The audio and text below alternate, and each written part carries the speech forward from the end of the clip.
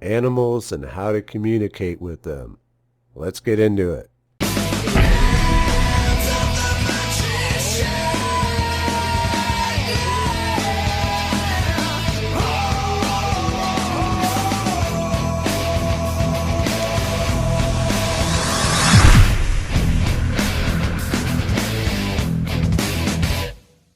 The main difference between us humans and the rest of the animal kingdom are our conscious faculties, and we see that difference as the greatness of mankind.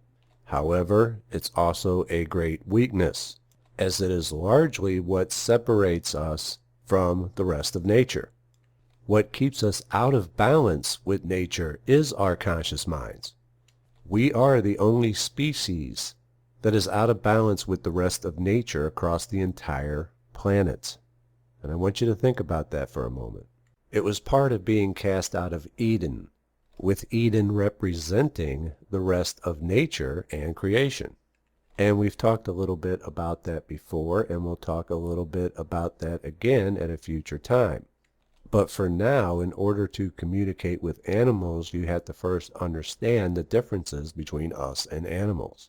While we are primarily locked into our conscious mind state, animals are not. We are conscious mind dominated, and animals are subconscious mind dominated, and we tend to call it animal instinct. Animals are far closer to the subconscious side of the mind in their waking state than we can ever be without the use of meditation. And just as we use meditation to cross-communicate between the conscious side of the mind and the subconscious side, the same applies here. And what is the primary language of the subconscious mind again? Images and symbolism. Now, animals do have some conscious faculties and some capacity for language. Our pets do know their names and some other words, but their vocal capacity is limited. They're not going to sit down and have an entire conversation with you unless they're Coco the gorilla and you know sign language. There are many seemingly intelligent animals who have been trained to do tricks, but that's more of an audible cue programming than anything else. So if you want to effectively communicate with animals, you must make use of images and symbolism. And the way to do this is to hold the image of what you wish to convey in your mind while you have the animal's attention. Now, as with anything else, this takes a bit of practice to become good at it.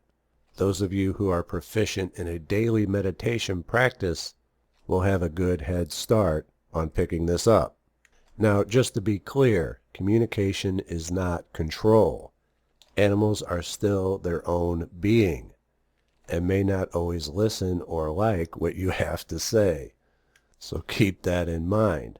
But you will have far better results by holding an image of what you wish to convey in your mind over mere words. And you can get pretty amazing results with it.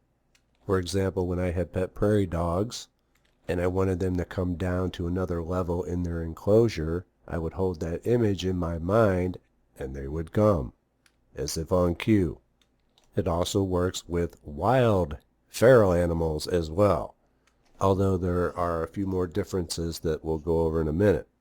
But I have possums and raccoons come up on my patio all the time and are able to communicate with them, although their only interest is typically food and safety. So if I come out on the patio and there's some raccoons out there eating leftover cat food, for example, they'll usually be startled and turn to run away, but I'll put an image of the food bowls in my mind along with the feeling that it's okay. And they'll turn around and come right back and start eating with me right there. It can even work with spiders, getting them to change direction, stop, start moving again, that sort of thing. But again, it takes practice. And it's not just a one-sided communication either. Just as with meditation, the better you get at it, you'll start to receive images as well. So like one of my cats will come up and start meowing at me. and then an image of an empty water bowl or food bowl will pop into my mind, and I'll get up and check, and sure enough, it will need to be refilled. Or perhaps they want their cat tree in the window. Sometimes I move their cat tree across the room and put it in the window, and they tend to like that. Speaking of on cue, she just wants petted because she plopped down and exposed her belly. Which brings me to my next point of body language. Just as body language is a huge underlining component of human interaction, it's especially important when it comes to communicating with animals. Anyone with pets knows that they can get an idea of what their animal is feeling by their body language. But it's doubly important when trying to communicate with wild feral animals, who may already be intimidated by your size alone. The worst thing that you can do with wild animals, such as the raccoons on my patio for example, is to stand directly facing them, looking at them. Just as planets in an astrological chart, where one planet will be on one side and the other one will be directly across from it on the other side in opposition, being the key word, which denotes conflict between the two planets, the same is true here. You don't want to stand in opposition to the animal. It's going to view that as an aggressive stance. Not to mention the vibes that it's picking up on. People are either afraid of the animal or they're excited and astonished. Why are you excited? Excitement when seeing another animal has a predator vibe to it. Like they're excited that they found some food, that they're getting ready to spring into action. You want to be relaxed and have your body turning away from the animal at least 90 degrees, maybe glancing over occasionally, but to appear indifferent, as if it's no big deal, and feel that it's no big deal because it's not really a big deal. That alone will help the animal to relax and not view you as a threat. And you can take a cue from animals too, like with the raccoons. They just want food. If they still think that there may be a threat there, they'll turn their entire body around and walk backwards. They're saying, hey, I'm coming in. I don't want any trouble, but if I am going to be attacked, I'm going to get it on my backside and still be in a position to run away if I need to. They aren't looking for a fight, so they're not standing in opposition. Now, sometimes I'll run into troublesome animals, particularly with birds chirping outside my window when I'm wanting to sleep, or the neighbor's dog barking in the next yard.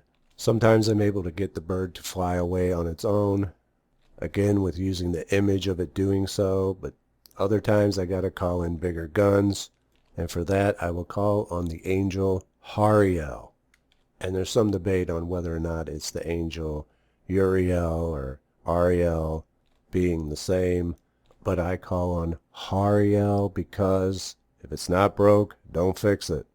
And I will call upon Hariel in my mind in a loud booming voice, and I will direct the angel to the animal along with the image of what I wish that animal to do. Either fly away or be quiet, and it typically happens real fast. So Hariel, which is connected to animals, is definitely my go-to for troublesome animals. There is a caveat, however, in that you have to have the animal's interest in mind as well, because the angel is going to. So you can't be like, oh, this stupid bird woke me up and I'm wishing bad things on it now. No, no, no. If you're going to call upon Hariel to assist you, you have to do so in love and compassion for the animal, or else you may not get the results you're looking for. So I hope you've enjoyed this crash course in how to communicate with animals, and hope it serves you well in enhancing your relationship with them. I'd like to give a reminder that we are now less than a week away from the launch of the Laws of Magic 5th Cycle, which will begin this Monday, October 24th. Sign up now for a weekly lesson to be delivered to your inbox for an entire year. Again, the Laws of Magic 5th Cycle will launch on October 24th and will not be made available again for at least another 6 months. Link in the video and the description, and I hope to see you there. If you enjoyed this video, here's another Mystery School lesson you may have missed. Remember to hit the like button and subscribe for more weekly content to help expand your knowledge. Thanks for all the love and support, and I'll see you next time. Take care.